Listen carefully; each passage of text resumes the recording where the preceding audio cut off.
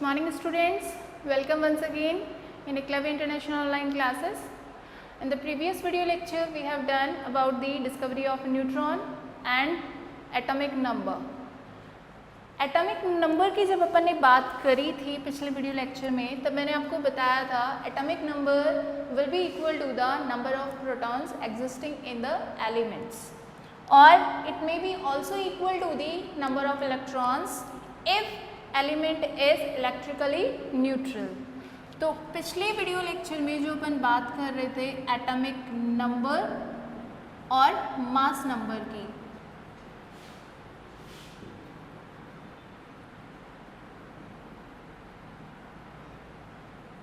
Right, atomic number को अपन ने equal बताया था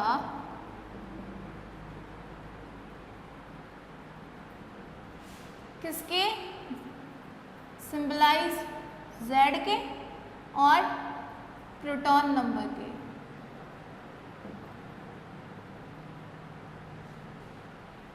and it also may be equal to the electron number.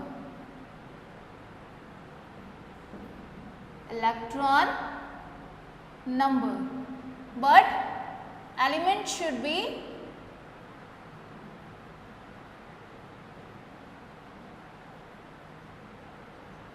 electrically neutral. कैसा होना चाहिए? इलेक्ट्रिकली न्यूट्रल होना चाहिए, राइट. तो यहाँ तक अपन पहले कर चुके हैं. देखो इस चीज़ को अपन फिर से लेंगे कि इलेक्ट्रिकली न्यूट्रल का मतलब क्या है और अगर ऐसा नहीं हुआ तो फिर क्या होगा. तो आप जानते हैं कि प्रोटॉन नंबर जो होता है वो आपके न्यूक्लियस में एग्जिस्ट करते हैं प्रोटॉन्स, जबकि इलेक्ट्रॉन्स जो होते हैं वो शेल्स के अंदर क्या होते रहते हैं, रिवॉल्व होते रहते हैं अराउंड दी न्यूक्लियस.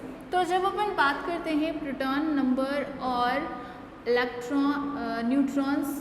इलेक्ट्रॉन्स की, तो आप एक चीज़ कंसीडर करेंगे कि ये तभी इक्वल हो सकते हैं जब आपका एलिमेंट इलेक्ट्रिकली न्यूट्रल हो.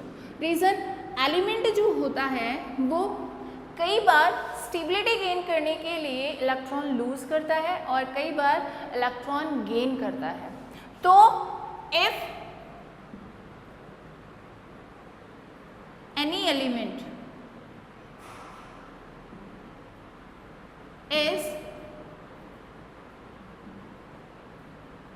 losing electron for stability, then it will be called as a positively charged element. Electrically neutral नहीं कहा जाएगा, फिर वो आयन बन जाएगा. पॉजिटिवली चार्ज हो जाएगा और फिर उसे क्या कहा जाएगा, केटायन. क्या बोलेंगे उसे, केटायन कहा जाएगा. लेकिन दूसरी कंडीशन और आती है, if any element is gaining electron for stability,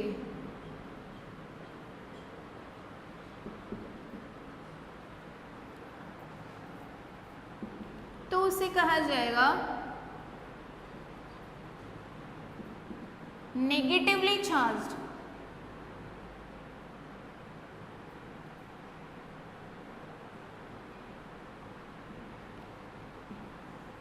और इस कंडीशन में वो कहलाएगा एनायन. क्या बोल देंगे उसे, एनायन बोल देंगे. तो ये दोनों वो कंडीशन है जब आपका प्रोटॉन नंबर इक्वल नहीं होगा इलेक्ट्रॉन नंबर के. Means Z will be equal to the proton number but it will not equal to the electron number, because sometime element is gaining the electron or sometime element is losing the electron. तो losing कर रहा है then it will called as a positively charge element, और cation भी बोल सकते हैं आप उसे। और if an element is losing gaining the electrons then it will known as a negatively charged elements, it also may be called as anions। ठीक है, अब चलते हैं कि ये बात तो हो गई एलिमेंट्स के उस कंडीशन की जब आप उसके एटॉमिक नंबर को प्रोटॉन के इक्वल मान रहे हैं, और जब प्रोटॉन के इक्वल मान रहे हैं तो इलेक्ट्रॉन के इक्वल भी मान रहे हैं। कब? जब वो इलेक्ट्रिकली न्यूट्रल है। ठीक है, ये एटॉमिक नंबर की बात हुई। और किस सिंबल से रिप्रेजेंट करते हैं अपन एटॉमिक नंबर को? Z से। Now we will talk about the mass number. देखिए क्या होता है मास नंबर। और बात करी थी अपन ने न्यूट्रॉन की डिस्कवरी की, तो उस टाइम पर भी तो अपन ने मास को ही कंसीडर किया था। यानी जब किसी एलिमेंट को वेट किया जाता है या उसका मास कंसीडर किया जाता है, उसका वेट कंसीडर किया जाता है, तब अपन देखते हैं कि इलेक्ट्रॉन्स जो होते हैं उनके मास को तो अपन नेग्लिजिबल मान लेते हैं, मानते ही हैं। इलेक्ट्रॉन का मास जो होता है वो नेग्लिजिबल कंसीडर किया जाता है, because relative mass of the electrons is 1/1840 ratio of the hydrogen atom. ठीक है, और अगर एब्सोल्यूट मास को भी कंसीडर करें तो वो 9.1 × 10⁻³ kg के इक्वल माना जाता है। तो वो नेग्लिजिबल मान लिया जाता है, means electron is not responding या not including in the mass number. Mass के अंदर उसका कोई रोल नहीं होता है इलेक्ट्रॉन्स का। मीन्स बेसिकली आप क्या कह सकते हैं कि किसी एटम के अंदर जब तक न्यूट्रॉन्स की डिस्कवरी नहीं की गई थी तब तक क्या माना गया था कि एलिमेंट जो होता है, एटम जो होता है, उसका जो मास होता है वो टोटली किस पे डिपेंड करता है? उसके प्रोटॉन नंबर पे डिपेंड करता है। लेकिन ये सिर्फ एक ही एलिमेंट पे लागू हुआ जो था हाइड्रोजन, क्योंकि हाइड्रोजन में न्यूट्रॉन्स नंबर नहीं होते हैं प्रोटियम वाले के अंदर, तो उसके अंदर जितने प्रोटॉन्स थे उतना ही उसका मास नंबर आया, कंसीडर हुआ। बट उसके जस्ट नेक्स्ट एलिमेंट की जब अपन ने बात करी हीलियम की, तो देखा कि उसके जस्ट डबल आ रहे थे। एटॉमिक मास जो था उसका वो क्या आ रहा था? डबल आ रहा था। तो फिर माना गया, न्यूट्रॉन की डिस्कवरी में अपन ने देखा था उसका 4 म्यू आ रहा था। क्यों आ रहा था? उसका रीज़न ये था कि जितने नंबर में प्रोटॉन्स थे उतने ही नंबर में उसमें न्यूट्रॉन भी एग्जिस्ट कर रहे थे। और we know that proton mass and neutron mass is equal to each other, एक दूसरे के इक्वल होते हैं। इसलिए जितने प्रोटॉन्स थे उतने ही न्यूट्रॉन्स होने की वजह से वो डबल हो गया था ऐड होने के बाद। तो बेसिकली हम मास नंबर किसको मान सकते हैं? मास नंबर होता है उसके न्यूक्लियस में एग्जिस्ट करने वाले सब एटॉमिक पार्टिकल्स का नंबर, या मास नंबर को अपन रिप्रेजेंट करते हैं ए से। A is the symbol for the representation of the mass number। A से इसको सिंबलाइज किया जाएगा और इसे हम कहते हैं equal to the number of protons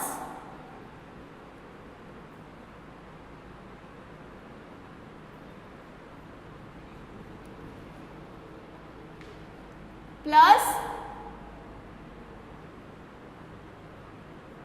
number of neutron. Mass number किसके इक्वल होता है? नंबर ऑफ प्रोटॉन और नंबर ऑफ न्यूट्रॉन्स के इक्वल माना जाता है। Means A will be equal to the P plus N। ठीक है, इसे क्या कहा जाएगा? A will be equal to the P plus N। जैसे एग्जाम्पल अगर अपन देखें, कार्बन, कार्बन में 6 प्रोटॉन्स होते हैं और 6 इलेक्ट्रॉन्स होते हैं एंड 6 ही न्यूट्रॉन्स होते हैं। तो एटॉमिक नंबर जो होगा इसका वो तो होगा 6, because it will be equal to the proton number and electron number if it is neutral, जो कि अपने को दिख ही रहा है इलेक्ट्रिकली न्यूट्रल है ये। लेकिन mass number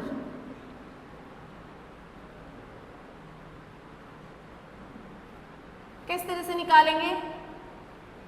P plus N। तो मास नंबर इसका हो जाएगा 6 + 6, ये A will be equal to the 12। ठीक है, इसके रिगार्डिंग आपके बहुत सारे न्यूमेरिकल्स हैं जिसके अंदर एक मतलब जो भी डिजिट्स हैं आपकी A, P और N में से उनमें से 2 कोई दे दी जाएगी, उसके रिगार्डिंग फिर आपको क्वेश्चन पूछ लिया जाएगा कि बताइए न्यूट्रॉन नंबर क्या होगा अगर उसका मास नंबर इतना है और उसका एटॉमिक नंबर इतना है। तो आप इसको एटॉमिक नंबर से भी तो क्या कर सकते हैं, रिप्लेस कर सकते हैं ना P को। तो आप इसका मॉडिफाइड और दूसरा फॉर्मूला क्या लिख सकते हैं, atomic mass number will be equal to the atomic number plus neutron number. ये भी तो हो सकता है, because we can replace the proton number with the atomic number, क्योंकि एटॉमिक नंबर को किसके इक्वल मानते हैं अपन, प्रोटॉन के इक्वल मानते हैं ना, प्रोटॉन नंबर के इक्वल मानते हैं। तो आप इस वाले फॉर्मूले को इससे भी क्या कर सकते हो, रिप्लेस कर सकते हो। तो सोचिए कि ये ना पूछ के ये वाला पूछ लिया जाए कि एटॉमिक मास इतना है, न्यूट्रॉन नंबर इतना है, बताइए कि Z कितना होगा। तो इससे मॉडिफाइड करके बना सकते हो आप A - N will be equal to the Z हो जाएगा ना, यानी आपका एटॉमिक नंबर किस तरह से निकल सकता है, A - N से निकल सकता है। ठीक है, या प्रोटॉन नंबर निकालना हो तो भी आप ऐसे निकाल सकते हो, P will be equal to the A - N। वो तो मॉडिफिकेशन है आपका, जिस तरीके से भी आप करना चाहें। अगर न्यूट्रॉन पूछ लिया तो A में से आप P को माइनस कर दीजिए, एटॉमिक नंबर दिया हुआ है तो A में से Z को माइनस कर दीजिए, न्यूट्रॉन नंबर आ जाएगा। तो इसके रिगार्डिंग कुछ न्यूमेरिकल्स हैं जो मैं आपको सेंड कर दूंगी, तो आप करके देखिएगा। और अगर आपके पास मॉडर्न ABC बुक है, NCERT है, तो उसके रिगार्डिंग की भी आप देख लीजिएगा कि कुछ क्वेश्चंस अगर उनके अंदर है तो आप उनको करके देखिएगा। ठीक है, और अगर कोई प्रॉब्लम आती है तो मुझे भेज दीजिएगा। इसके बाद चलते हैं अपन रिप्रेजेंटेशन पे।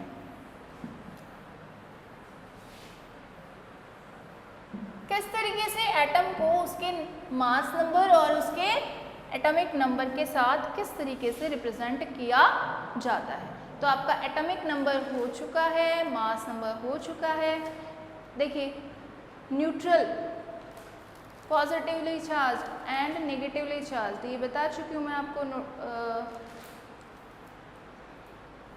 मास नंबर कर लिया अपन ने, डन। तो अब चलते हैं अपन रिप्रेजेंटेशन पे कि एटम का रिप्रेजेंटेशन किस तरीके से किया जाएगा। सिंबल ऑफ एलिमेंट, देखिए सिंबल किस तरीके से दिए जाते हैं एलिमेंट्स को। सिंबल ऑफ एन एलिमेंट,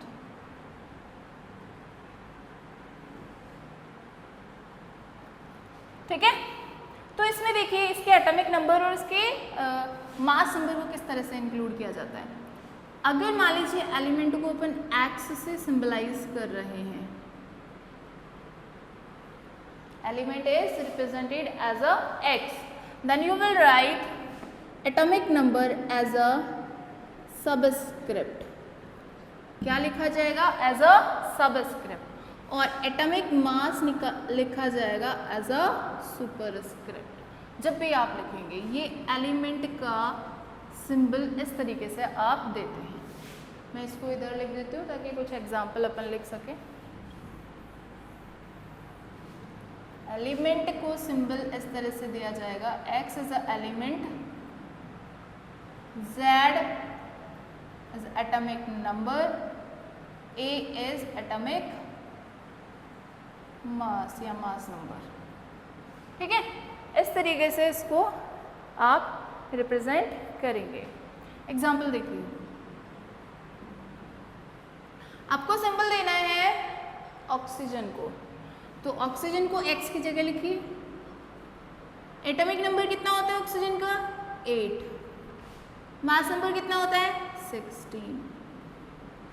ऐसे ही कार्बन को लेना है, atomic number is 6, mass number is 12। Nitrogen का देना है भाई, atomic number is 7, mass number is 14। Sodium का देना है, मान लीजिए atomic number is 11, mass number is 23। इस तरीके से सिंबलाइज किया जाता है। जब भी किसी एटम को, किसी एलिमेंट को जब आप सिंबल से रिप्रेजेंट करते हैं तो इस तरीके से आप उसको सिंबलाइज करते हैं। उसका एटॉमिक नंबर जो होता है वो सबस्क्रिप्ट में लिखा जाता है और उसका जो मास नंबर होता है वो सुपरस्क्रिप्ट में लिखा जाता है।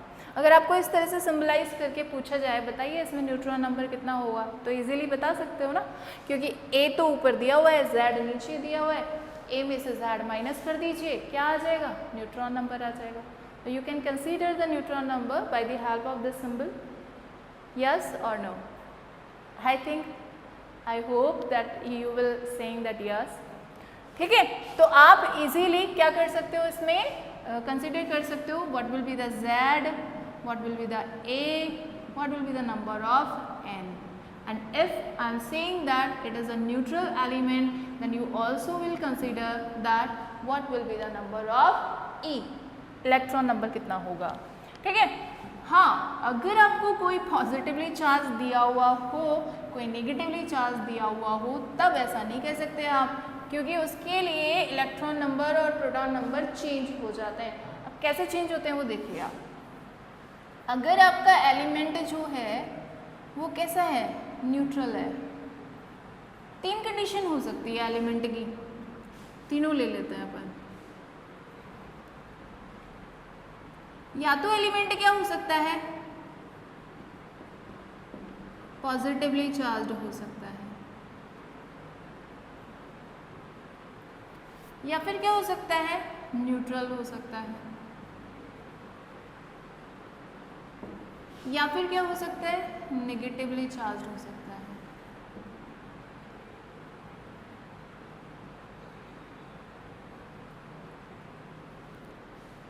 ठीक है, ये हो सकता है। अगर पॉजिटिवली चार्ज्ड है तो क्या होगा, इसमें होगा proton number will be greater than electron number.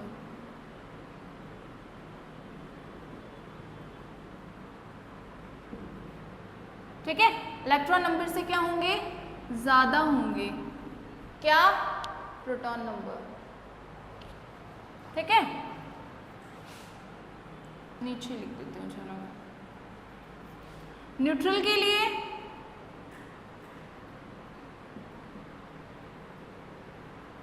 proton number will be equal to the electron number।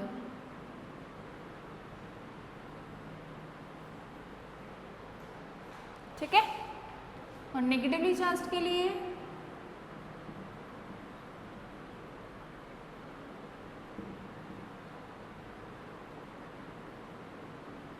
Smaller than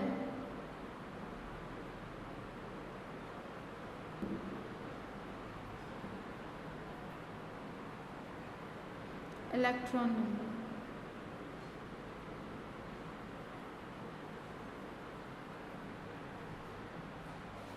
ये कंडीशंस आप अप्लाई करेंगे किसी भी एलिमेंट के लिए।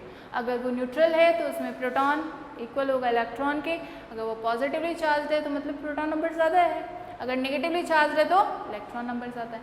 मीन्स जो भी चार्ज ज़्यादा होगा, पॉजिटिव है तो पॉजिटिव वाला ज़्यादा हो जाएगा, प्रोटॉन पे पॉजिटिव होता है तो पॉजिटिव ज़्यादा है यानी पॉजिटिवली चार्ज है तो प्रोटॉन नंबर ज़्यादा है। नेगेटिवली चार्ज है मीन्स जिस पे नेगेटिव चार्ज है वो ज़्यादा होगा यानी इलेक्ट्रॉन ज़्यादा होगा, electron has the negative charge. ठीक है, तो आप इजीली उसको कंसिडर कर पाएंगे। तो इस तरीके से आप बता सकते हैं कि किसी भी एटम या किसी भी एलिमेंट के सिंबल में ए और जेड क्या क्या होते हैं, कहाँ लिखे जाते हैं। एक लिखा जाता है सबस्क्रिप्ट में और एक लिखा जाता है सुपरस्क्रिप्ट में। ठीक है, नेक्स्ट चलते हैं अपन distribution, electron distribution in an atom.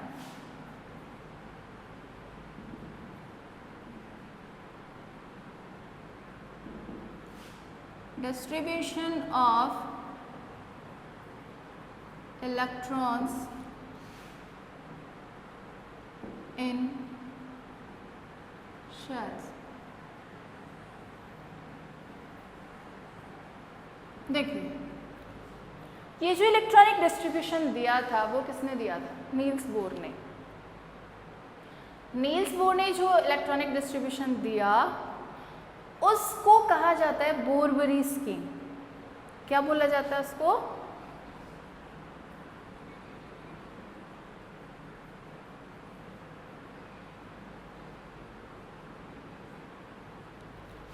बोरबरी scheme कहा जाता है उसको। According to the scheme, according to the Bohr Bury scheme, we give the number of electrons in the shell by the help of the 2n square formula. Here n is number of shell.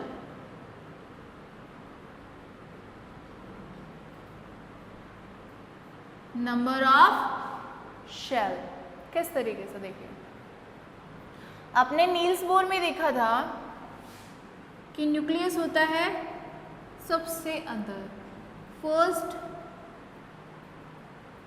Shell जो होता है उसको के कहा जाता है, second shell को L कहा जाता है,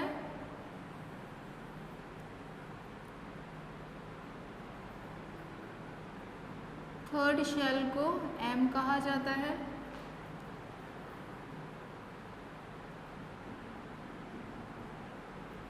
फोर्थ शेल को एन कहा जाता है, राइट। तो अगर आप इलेक्ट्रॉन्स जानना चाहते हैं, इलेक्ट्रॉन्स इन के शेल, तो क्या बोलेंगे? N will be equal to the 1, क्योंकि के शेल कौन सा है? फर्स्ट शेल है। एन इज इक्वल्स टू, अगर आपने फर्स्ट लिखा है तो according to the Bohr Bury scheme you will follow the rule as a 2n square. Put the value of n in this formula 1 square. So electron in K shell will be equal to 2 into 1 and that will be 2 electrons. तो first shell में आपके कितने electrons fill होंगे? 2 electrons fill होंगे, ठीक है। Next देखिए,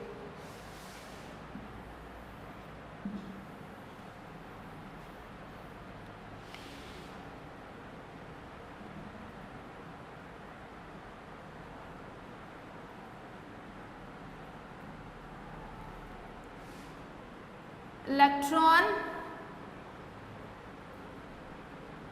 number in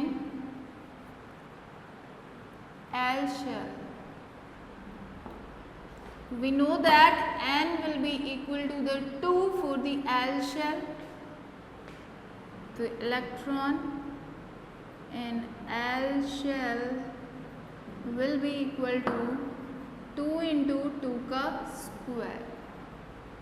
तो electron in L shell will be 2 into 4. Electron in L shell will be 8 electron. Right? इस तरीके से आप किसी भी शेल के लिए क्या कर सकते हैं? इलेक्ट्रॉन्स को निकाल सकते हैं कि कितने इलेक्ट्रॉन्स उसके अंदर आएंगे।